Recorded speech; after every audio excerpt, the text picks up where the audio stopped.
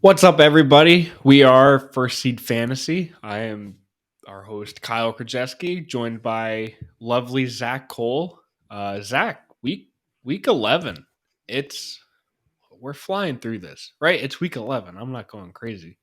You are not going Jumping crazy. numbers. It's moving too fast. I don't like it. I wish it would slow down. I wish it were week 4 again, but I had the same knowledge. It's I'm always so conflicted at this part of the season because I'm so ready for buys to be over, but at the same time, I also want the league to slow down a little bit and savor these weeks here. But it's just a pain, week in and week out, you're relying on your guys to go, and they're on a bye. This week it's the Dolphins. They've been one of the joys this season is watching them find a way to win. So I don't know. I'm a little conflicted too. We get hit with the waves of buys, and every year there's like those 3 weeks where all the good teams, good offensive teams, are on bye, and it stinks, both for fantasy and for the joy of watching football. Yeah, Like absolutely. this, I mean, any week without the Dolphins, the 2022 Dolphins offense is an upsetting week. Who But would have thought? Really, who would have who thought? I'm impressed. Nothing short of impressed. I'm happy, and it's just exciting to see. Uh, To just take a sidebar from fantasy real quick, I think that the Dolphins really deserve a lot of credit. I think those couple games that they missed Tua, they ended up 3-3 in those first 6 games there, but they're sitting at 7-3 right now. And I think if Tua stayed healthy that whole time, I think we would be looking at a team that's 9-1, maybe 8-2, and would really be in that discussion with the Bills and the Chiefs. But I don't know that they're getting the love they deserve right now. yeah, it's tricky. Meanwhile, they're leading the division right now, above the Bills, but uh, that's going to be a good competition to see who winds up Absolutely. coming in first in that division at the end of the season. But man, uh, happy that they're all young, healthy, and it's going to be like this for a few years, It's exciting. hopefully. Yeah, right. uh, but either way, back to fantasy, back to reality. The reality of fantasy. Uh, week 11, we've got some tough matchups, and it looks like Zach froze a little bit. I'm going to wait for his Wi Fi to catch up a little bit. Here he goes. I'm back here. I got you. All right. So back to fantasy. Start sits, boom bust. We like to call it boom bust. Uh, Personally, because I could tell you to sit a guy and he could be your best option. And you don't want that. So we call Mhm. it boom bust because we just kind of like raise expectations for this guy. He could have a great week. Lower your expectations, but you may still have to start him, especially with bye weeks. So just lower expectations, expect less, but feel fine starting him either way. Uh, but I'll Mhm. kick us off with my boom of the week, which is a quarterback, and that is good old Danny Dimes.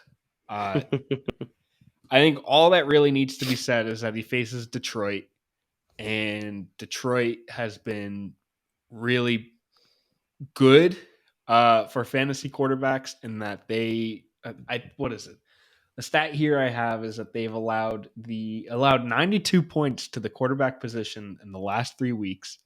That is just under 30 points a game. Mhm. And then not only that, but Daniel Jones has the fourth most rushing yards among all quarterbacks, while the Lions allow the second most rushing yards to quarterbacks, which just tells me things are aligning for Danny Dimes to maybe run quite a bit, have a good day on the ground, but also in the air, and put up basically what we saw week 7 is what I'd expect. Close to 30 points and a lovely matchup in which points are going to be scored.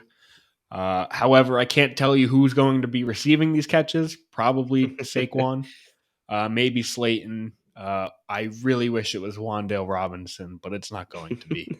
It's going to be Maybe a somebody. little It's going to wind up being Richie James catching 2 Daniel touchdowns. Bellinger in there. I I'd rather not. it's all it's all a mess, but they figure it out. They're winning, and I wouldn't be surprised if they lose this week, but they won't. They'll win. It's amazing they always really kind of find a way to do it, and I think that a lot of the credit for the Giants ends up falling on in the hands of the defense because Oh yeah. week in and week out you see they're giving up less than 20 points in these games, and that gives your offense a chance to win every single time they come on the field. So I don't know. Detroit's kind of been high flying this season. They've put up a ton of points, but unfortunately they've given a lot of points. So I'm kind of conflicted. I could see this going either way, definitely. Yeah, either way, but all I know is Daniel Jones is going to be scoring you fantasy points.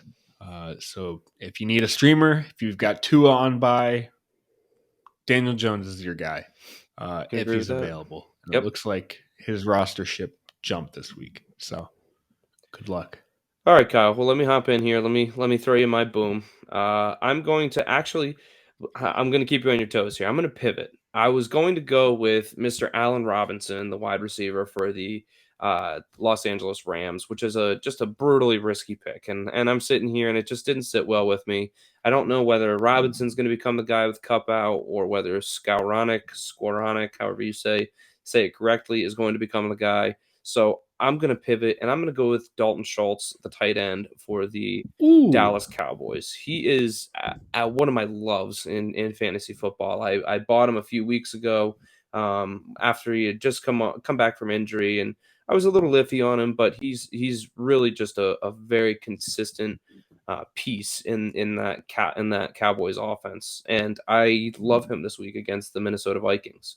He essentially is a receiver. He's the wide receiver 2 on this team, especially with Gallup being a little shaken up from last week. He got banged up in the game. CD is obviously the number 1 there, but Schultz is I would say Schultz is probably Dak's second favorite guy to look towards, and he always seems to find the end zone in these competitive games. We saw last week against Green Bay; they took it into overtime. I expect Minnesota to give them an extremely good game. So I love Dalton Schultz. Minnesota gives up one of the most passing yardages per game in the whole entire NFL. So I look for Schultz to have a big game. You can see there he's averaging between 5 and 6 receptions over those last 3 weeks. He's just really been a consistent pass catcher for the Dallas offense, and I think that he is going to continue that streak. He is my boom of the week. Beautifully put. Yeah, I think you're dead on. He is he's Dak's second guy on this offense. And especially in a game where this is going to be a close one. I wouldn't be surprised if this gets down to the wire in the fourth quarter again, because this is two teams that play really good football. And we're going to see a close one. Schultz is going to be, he's Mr. Reliable for Dak, it seems, especially in these close matchups. But yeah, I'd expect upwards close to 10 targets, probably 8 like we saw last week. And for a tight end, you get 8 targets, you're pretty much a top 10 tight end, unless your name is Kyle Pitts. But yeah, Schultz is incredible. I love him. You should feel super comfortable if you have him on your lineup, especially moving forward. And if you could, I would really say like him. if you can find someone that still takes a look at that PPR ranking and sees him as tight end 24, is like, this guy stinks and wants to sell him, buy him for the rest of the season. Buy. I love Schultz. Yeah, you've got a guy who's got 2 tight ends on their roster, and it's just like, I'll take Schultz off your hands. Yeah. Toss him over here and do it. Schultz is the guy. Yep. All right. Taking over, I'll jump in with my bust of the week. And I don't like to say it because I love the team. I love rooting for points from this offense. But my bust of the week, different name here. Gabe Davis, wide receiver for the Buffalo Bills. And it's not that Gabe Davis is a boom bust player any given week. But I think this is going to be a bust week, and that is very strongly influenced by the weather that's expected in Buffalo this weekend. We were talking before the show. It's looking like 3 to 6 feet. It's not inches. 3 to 6 feet of snow. It's absurd. That's absolutely absurd. And if it's still snowing during the game, which I am super looking forward to, if that's the case, I love deep snow football. If that's the case, Gabe Davis is not going to flourish at all. His game is a deep shot. If he's catching the ball, it's 80 yards down the field for a touchdown. And that's not going. That doesn't happen in a snow game. As much as Josh Allen may try, it's not going to. Quite honestly, I expect probably like 150 yards on the ground just from Josh Allen, just because this is going to be a mess of a game, and it's going to look beautiful, but also really ugly. But for that, Gabe Davis is my bust of the week.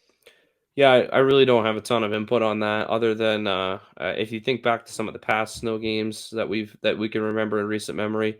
There's one guy that sticks out in my mind, and it's LaShawn McCoy. Because what do they do in those games? They run, run, run, run, run. I can think of maybe the one wide receiver instance is the Calvin Johnson snow in his face Yeah. mask. Oh, But that that's was a frustrating game for a yeah. Lion fan, but a beautiful game. But I mean, that's really it. And I think you hit the nail on the head. You feel like you have to start Gabe Davis because of his upside. But this week, if the weather is truly what what they're saying it's going to be, I think you need to fade him. And I think that you need to fade both offenses' passing games. I wouldn't be high Yep. on guys like Donovan Peoples-Jones or Amari Cooper either. I obviously feel comfortable starting Stephon. He'll catch Agreed. a few, Agreed. probably like 2 yard passes that he's going to get probably 10 catches and be fine. But Gabe Davis will struggle. But if you've got a guy like Nico Collins, picked him up fresh off the wire, I would easily start him over Gabe Davis this week. Some guys like that are who I would slot in up there. Yeah, I'm going to throw out Paris Campbell as another name too. He plays Yes. a tough Yes. Eagles defense, but I think that he's a good flyer. He's on the up and up right now. Matt Ryan loves him, and it's upsetting that it's not Michael Pittman, but at least it's somebody. At least somebody's doing something in that offense. That's not Jonathan I was Taylor. gonna say, yeah, I think it's gonna be Taylor from here on out. But let's not get too far off point. Let me hop in with my bus now, or my sit of the week, whatever we want to call him. It's going to be Kenyon Drake, the running back for the Baltimore Ravens. The Ravens have what seems like a really juicy matchup against the Carolina Panthers this week. Except if you remember, Carolina shut down the Atlanta run game in a game where the run should have been heavily favored because it was raining and it was actually hurricane kind of leftover weather there. So I really dislike the both Ravens running backs this week against the Carolina defense. I think Lamar Jackson's going to have a field day running the ball because I think that he's an X factor you can't necessarily account for. But especially in an offense where Gus Edwards is stepping back in, he's probably going to be healthy and probably going to be ready to go this week. Kenyon Drake had a great week last week with the 24 points. He found the end zone twice, couple catches, a good amount of rushing yards, but I do not see that repeating this week. And if you have him slotted in as a starter, I'll say he's very low end RB2 territory for me. I think he's still is going to rack up some hard fought yards, but I could see his line ending up being something like, I don't know, maybe between 12 and 15 carries for between 40 and 50 yards or something like that. It's not going to be a very productive game or what you want from a guy you're starting as at running back. Yeah, and I think Gus Edwards isn't coming back. I think the jury's still out on that.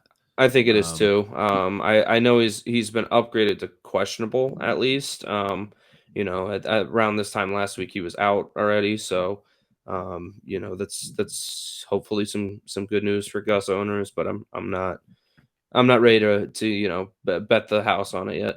Yeah, I would expect some usage out of Gus, whether he's questionable, whether he's fully active. It's going to be tricky. I think even the week going against New Orleans, I was iffy on Kenyon Drake, and obviously I would have been wrong. But it's strictly because this backfield it could look like one guy is going to take all the snaps, and odds are that's not going to be the case. But I was proved wrong week 9. He killed it, 24 points. That's all you can ask for. Mm-hmm. But I think Carolina, it's an easy matchup. It looks juicy, but I think this is going to be a sort of a Lamar get right game. He Especially gets because the his Panthers chiming in as resident Panthers guy here. They just placed one of their starting corners on IR, Dante Jackson. yeah. And Mark Andrews is coming back. It's just the stars are kind of aligning for, like you said, a Lamar get back game.